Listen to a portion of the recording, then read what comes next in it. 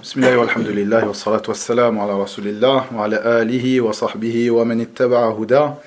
Amma ba'du, cette nuit, la nuit du 26 du mois de Jumad al-Akhira de l'année 1443 après la hijra de notre prophète Muhammad sallallahu alayhi wa sallam, nous entamons le 6e cours, notre série de cours sur l'explication du livre Lumière sur la voie tidjane de Al-Sheikh al-Allama Abdurrahman ibn Yusuf al-Ifriqi rahimahullahu ta'ala. Nous étions arrêtés la semaine dernière à ce nouveau chapitre auquel Al-Sheikh rahimahullah donna le titre de, dans le sens approximatif bien sûr de ses paroles, Allah tabaraka wa ta'ala n'accepte pas l'œuvre d'un innovateur jusqu'à ce qu'il délaisse son innovation. Si vous vous rappelez, Al-Sheikh, comme je l'ai dit, pose les fondations de sa réfutation. Ceci à la manière des savants de la Sunna qui l'ont précédé, lorsqu'ils décident de réfuter, d'écrire une réfutation en rad, lorsqu'ils décident donc de réfuter une personne parmi les gens de l'innovation ou une voie, des voies de l'égarement, ils introduisent cette réfutation par des fondements qui seront utiles à celui qui désire étudier, prendre connaissance de cette réfutation, des fondements qui lui seront utiles pour cette réfutation, de même que les réfutations des gens de l'innovation de manière générale. C'est pour cela que Al-Sheikh introduit cet épître par la définition du véritable musulman. Comme il l'a dit précédemment, c'est celui qui suit le Coran et la Sunna et qui s'en remet totalement à la sentence du messager d'Allah sallallahu alayhi wa sallam dans toutes ses affaires. Puis il expliqua, et c'était le thème du cours précédent, il expliqua, rahimahullah, ce que la sunna et ce que l'innovation. Ceci afin de nous faire apparaître clairement que c'est awrad, donc qui est le pluriel de wird, de cette voie at-tijaniya, de même que les fondements de cette voie sont des fondements innovés qui n'ont rien à voir avec la sunna de notre prophète sallallahu alayhi wa sallam. Ici dans ce chapitre, il nous parle de l'innovateur en lui-même, celui qui est l'auteur de l'innovation de manière générale. Il dit, dans le sens de ses paroles, rahimahullah: sache, mon frère musulman, qu'Allah n'accepte aucune adoration accompagnée d'une innovation, ni prière, ni jeûne, ni pèlerinage, ni aumône et autres. Son auteur sort de la religion comme on enlève un cheveu de la pâte. Ici, cette parole est tirée de plusieurs paroles rapportées de nos pieux prédécesseurs, comme Al-Sheikh rahimahullah va évoquer un peu plus loin. Et sa parole ici, rahimahullah, que ce dernier, donc l'auteur de l'innovation, sort de la religion comme on enlève le cheveu de la pâte. Bien sûr, ici, il faut bien comprendre cette expression. Soit on dira que ce dernier sort de la véritable religion, de la véritable compréhension de la religion, et bien sûr, Al-Sheikh a dans cela comme prédécesseur notre prophète Muhammad sallallahu alayhi wa sallam qui dit à propos de Al-Khawarij: ils sortent de la religion comme sort ou comme traverse la flèche lorsqu'elle est plantée dans sa cible. Comme la flèche lorsqu'elle est plantée dans sa cible et donc traverse la cible. Et bien sûr, les savants de la Sunna ont expliqué cette parole du prophète sallallahu alayhi wa sallam de différentes manières. Certains ont jugé Al-Khawarij comme étant des gens qui sortent de la religion d'Allah tabaraka wa ta'ala, et d'autres ont jugé, comme je l'ai évoqué précédemment, qu'ils ne sortent pas de la religion d'Allah tabaraka wa ta'ala, mais plutôt qu'ils sortent de la véritable compréhension de la religion. Donc ici, il faut bien comprendre cette parole de Al-Sheikh lorsqu'il dit que l'auteur d'une innovation de manière absolue sort de la religion comme on enlève le cheveu de la pâte. Il ne veut pas par cela faire le takfir, faire l'excommunion, c'est-à-dire de faire sortir de la religion tout auteur d'innovation, mais plutôt ce que je viens d'expliquer précédemment, c'est-à-dire que cette personne sort par cette innovation de la véritable compréhension de la religion d'Allah tabaraka wa ta'ala. Wallahu a'lam. Ceci lorsque nous parlons d'une innovation qui ne fait pas sortir de la religion. Car, comme vous le savez, les innovations, comme j'ai fait un détail précédemment, dans les cours précédents, donc, que l'innovation se divise en plusieurs sortes, et parmi ces subdivisions de l'innovation faites par les savants, il y a cette subdivision qui est de diviser la bid'a, l'innovation, en innovation faisant sortir de la religion, ce qu'on appellera une bid'a mukaffira, donc cette bid'a, cette innovation faisant sortir de la religion, faisant sortir son auteur de la religion, et al-bid'a al-mufassiqa, c'est-à-dire cette innovation qui rendra son auteur pervers et donc ne le fera pas sortir de la religion. Donc ici, lorsque nous parlons de la première sorte, donc al-bid'a al-mukaffira, celle qui fait sortir son auteur de la religion, à propos de cela, il n'y a pas de problème pour comprendre la parole de Cheikh. Mais ici, ce qui est voulu de manière plus absolue, c'est l'innovation rendant son auteur pervers, al-bid'atu al-mufassiqa. Ici, à ce moment-là, on dira que la parole de Cheikh, lorsqu'il dit son auteur sort de la religion, on dira qu'il veut par cela que son auteur sort de la véritable compréhension de la religion, de la bonne compréhension de la religion d'Allah tabaraka wa ta'ala. Wallahu a'lam. Ceci est important de le préciser afin que les détracteurs, et combien sont-ils nombreux, n'imputent pas à Cheikh Abdurrahman al-Ifriqi, de même qu'aux savants de la sunna avant lui et après lui, cette chose qu'ils ont bien souvent imputée, c'est-à-dire le fait qu'ils rendent mécréants, les savants de la sunna, ils rendent mécréants les musulmans en masse. Et ceci, sans aucun doute, comme vous le savez, est un mensonge sur ces savants de la sunna.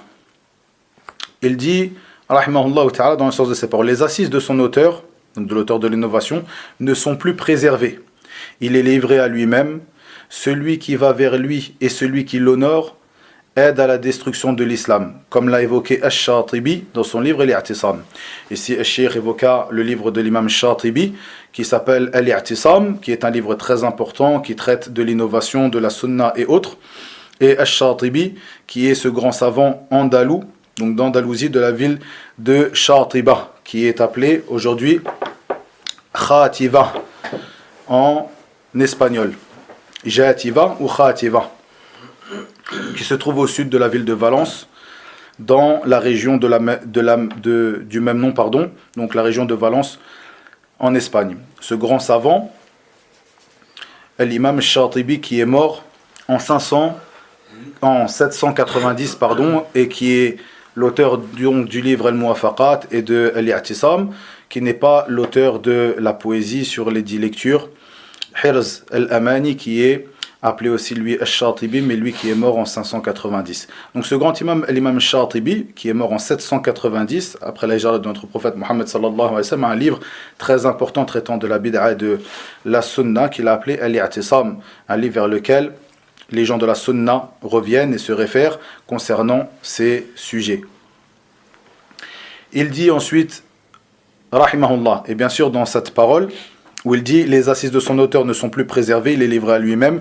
Celui qui va vers lui et celui qui l'honore, donc celui qui va vers l'auteur de l'innovation et qui l'honore, aide à la destruction de l'islam. Nous voyons que cette parole est une parole qui est rapportée de plusieurs parmi nos pieux prédécesseurs. Celui qui a aidé un innovateur aura aidé à la destruction de l'islam, car il n'y a pas une innovation qui est arrivée dans la religion sans que une sunna de notre prophète sallallahu alayhi wa sallam soit mise en danger par l'introduction de cette innovation en religion.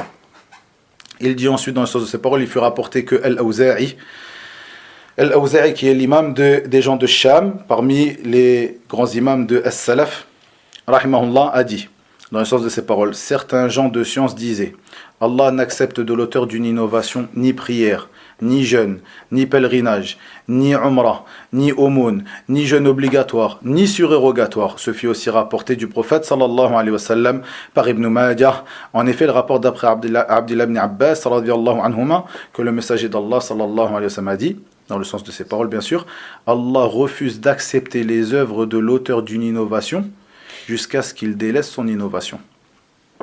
Ceci est un hadith qui est jugé bon par Al-Allama Al-Sheikh Al-Albani rahimahullah, Et c'est un hadith important qui sera le sujet d'un détail que je ferai aujourd'hui, un peu plus loin, Inch'Allah ta'ala.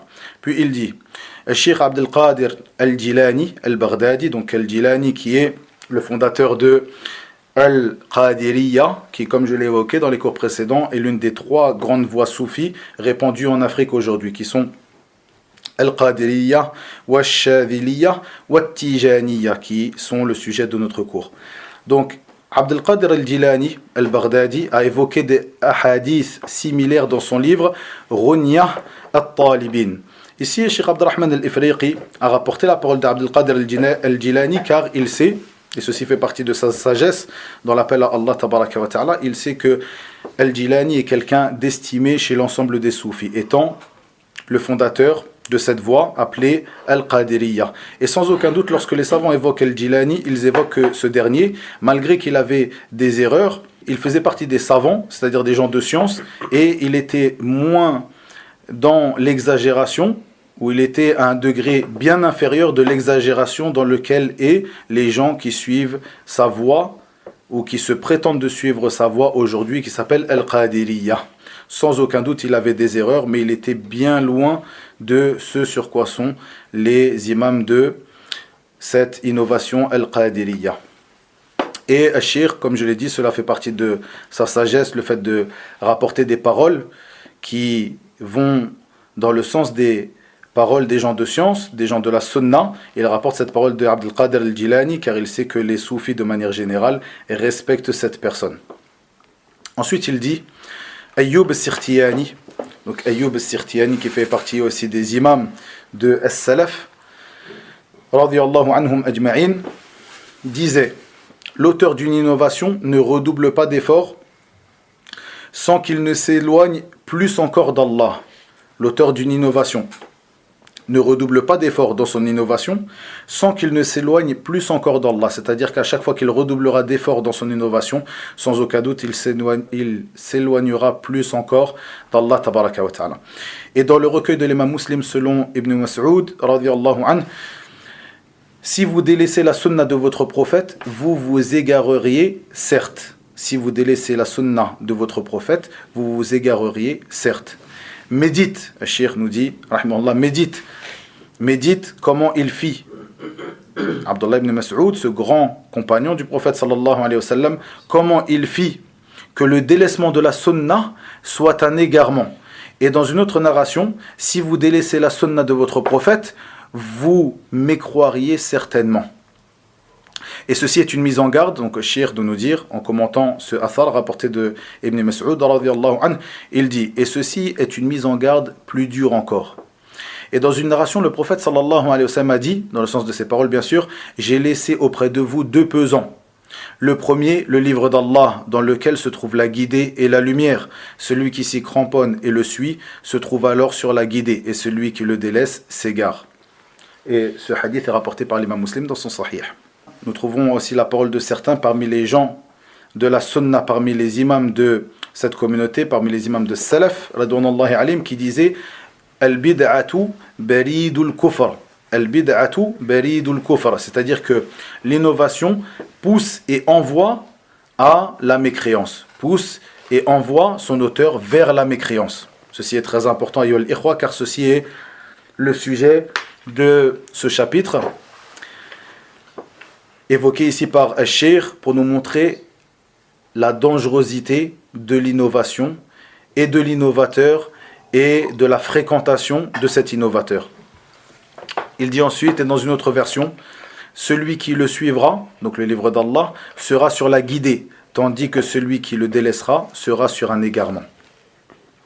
Il dit ensuite, et Abu Hurayra radiyallahu anhu a dit, certes le messager d'Allah sallallahu alayhi wa sallam a dit, il y aura après moi des grands menteurs affabulateurs. Ils viendront à vous avec des paroles innovées que vous n'avez jamais entendues, ni vous, ni vos pères. Prenez garde à eux, qu'ils ne vous troublent pas.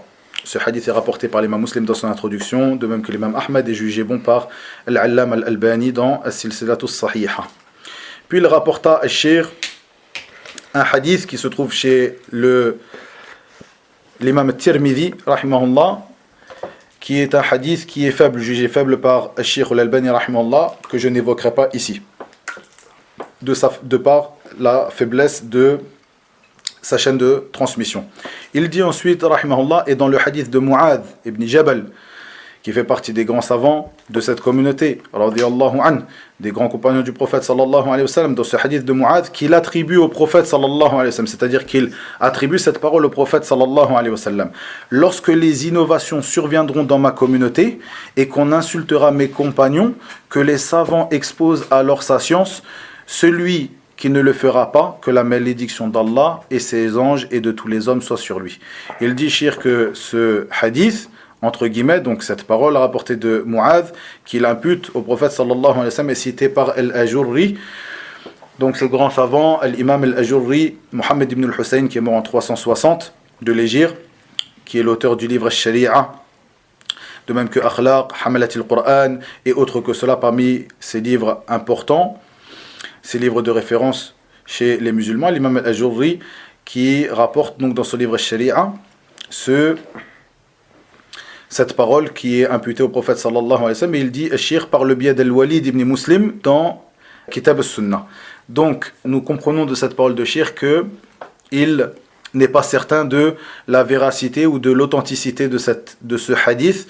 Donc il nous évoque ce hadith comme étant une parole rapportée de Mu'adh qu'il impute au prophète sallallahu alayhi wa sallam sans être certain de son authenticité. Puis il dit, et Al-Hassan, ici Al-Basri, rahimahullah, a dit, l'auteur d'une innovation ne redouble pas d'efforts, jeûnant et priant, sans qu'il ne s'éloigne plus encore d'Allah tabaraka wa ta'ala.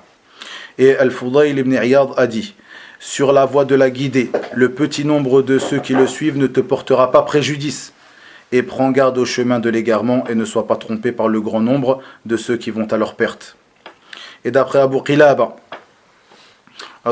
qui est Abdullah ibn Zayd, qui est mort en 104 ou 106 ou 107, selon une divergence à propos de la date de sa mort, il faisait partie des imams de At-Tabi'in, Abu Qilaba, des imams de At-Tabi'in, radiyallahu anhu, wa rahimahullah, il dit, il n'y a pas un homme qui ait innové une innovation sans qu'il n'autorise de prendre l'épée.